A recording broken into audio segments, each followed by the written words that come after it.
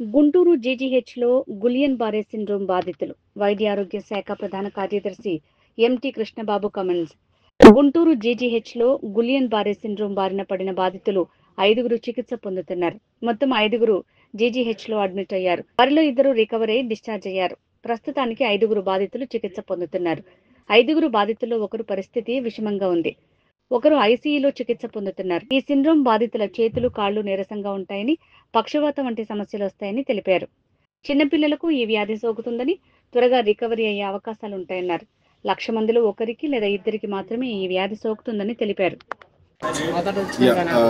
ఇక్కడ గుంటూరు జనరల్ హాస్పిటల్లో GB syndrome cases ఒక 7, అందులో ఆల్రెడీ 2 డిశ్చార్జ్ అయ్యారు. ఒక 5 కేసులు ఉన్నాయి అనేది జనరల్గా చూసి అంటే మన ప్రొఫెసర్స్తో వాళ్ళతో ఇంటరాక్ట్ అయ్యి అసలు మామూలుగా ఓవరాల్గా సిచ్యువేషన్ ఎలా ఉంది, దీని మీద మనం ఫర్దర్గా తీసుకోవాల్సిన యాక్షన్ ఏం చేయాలి అనే దాని మీద ఇక్కడికి వచ్చాము. అంటే ఒకటి మనం అర్థం చేసుకోవాల్సింది, జీబీ సిండ్రోమ్ అనేది కొత్త వ్యాధి కాదు, అలాగే ఇప్పుడే వస్తున్నది కాదు. మామూలుగా ఎవరికైనా ఇన్ఫెక్షన్స్ వచ్చి ఆ ఇన్ఫెక్షన్స్కి ఏ ఇన్ఫెక్షన్ వచ్చినా మన బాడీలో యాంటీబాడీస్ తయారవుతాయి. ఆ యాంటీబాడీస్ ఆటో ఇమ్యూన్ సిస్టమ్ అంటే బేసిక్ కొన్ని చోట్ల మన ఓన్ బాడీ మీదే దానికి యాంటీబాడీస్ యాక్ట్ చేస్తాయి. సో అలాంటప్పుడు జనరల్గా నర్వస్ సిస్టమ్ వీక్ అయ్యి నర్వస్ సిస్టమ్ మీద మనం యాక్ట్ చేసి ఆ బాడీ ఆల్మోస్ట్ మేజర్ సిమ్టమ్స్ మన పాదాల దగ్గర నుంచి పైకి ఈ చచ్చుబడిపోవడం, అలాగే పెరాలసిస్ టైప్లో ఏమీ నడవలేకపోవడం, ఇలాంటి లక్షణాలు వస్తాయి.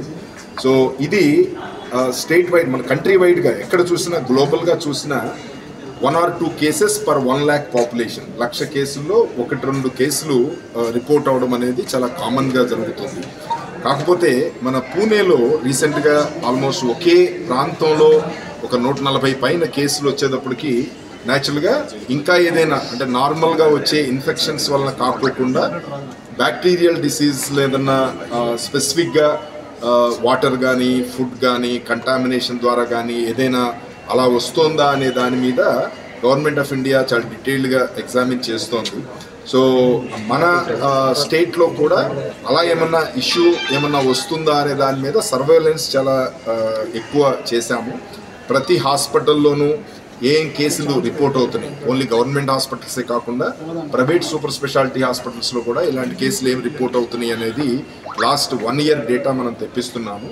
లాస్ట్ ఆల్మోస్ట్ 2-3 months డేటా కనుక చూస్తే కనుక అబ్నార్మల్ వేరియేషన్ అయితే ఏమీ లేదు. అంటే ఒక పర్టికులర్ స్ట్రీట్ నుంచి, ఒక పర్టికులర్ విలేజ్ నుంచి కానీ, ఒక వార్డ్ నుంచి కానీ ఎక్సెస్ కేసెస్ రిపోర్ట్ అవుతాం అనేది ఎక్కడా లేదు. ఇప్పుడు మీరు కూడా చూశారు, ఇక్కడ ఉన్న 5 కేసుల్లో 2 కేసులు డిఫరెంట్ ఏరియాస్ నుంచి వచ్చారు, 3 కేసులు కూడా గుంటూరులో డిఫరెంట్ ఏరియాస్ నుంచి వచ్చారు. సో అందుకని ఒక పర్టికులర్ ప్రాంతంలో ఏదైనా ఒక ట్రిగ్గరింగ్ ఫ్యాక్టర్ ఉంది అనేది ఏమీ ఎస్టాబ్లిష్ అవ్వలేదు. ప్లస్ ఇప్పుడు మన సీనియర్ ప్రొఫెసరు మన సుందరాచారి గారు, అలాగే మిగతా డాక్టర్స్ ఉన్నారు, మన డిఎంఈ గారు ఉన్నారు. సో ఇది ఇక్కడ హాస్పిటల్లో, గుంటూరు జనరల్ హాస్పిటల్లో ప్రతి నెల ఆల్మోస్ట్ ఒక 10 to 15 కేసెస్ ఇలాంటి జీబీ సిండ్రోమ్ కేసెస్, ఆ సిమ్టమ్స్తో వచ్చే కేసెస్ చాలా రొటీన్. అంటే లాస్ట్ ఫ్యూ ఇయర్స్ నుంచి మనం చూస్తే కనుక ప్రతి మంత్ కూడా ఒక 10 to 15 కేసెస్ రావడం అనేది చాలా కామన్గా మనం అబ్జర్వ్ చేస్తాం. అందుకని దీని గురించి ఆందోళన పడాల్సిన అవసరం లేదు.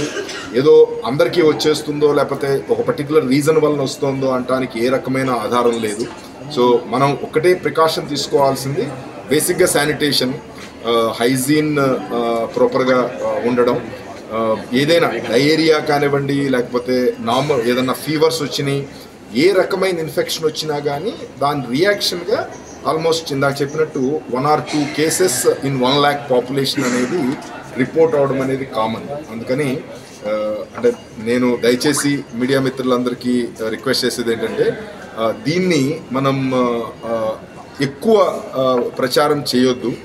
ఎందుకనంటే ఇది కామన్. ఏదైనా అబ్నార్మాలిటీ ఉన్నప్పుడు డెఫినెట్గా మేము అందరం కలిసి అది రీజన్ ఏమిటి, దానికి ప్రజల్లో ఎలాంటి అవగాహన కలగ చేయాలి, ఏ రకమైన మనం అవేర్నెస్ క్రియేట్ చేయాలనే దాని మీద వర్క్ చేద్దాం.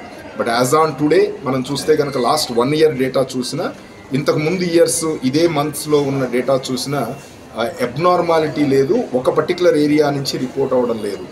మన గవర్నమెంట్లో ఇమ్యునోగ్లోబులిన్స్ సప్లై కొంచెం ఇంకా ఇంప్రూవ్ చేయాలని, ఎందుకంటే మనం ఇమ్యునోగ్లోబులిన్స్ మీ అందరికీ తెలిసిందే చాలా కాస్ట్లీ ఇంజెక్షన్స్.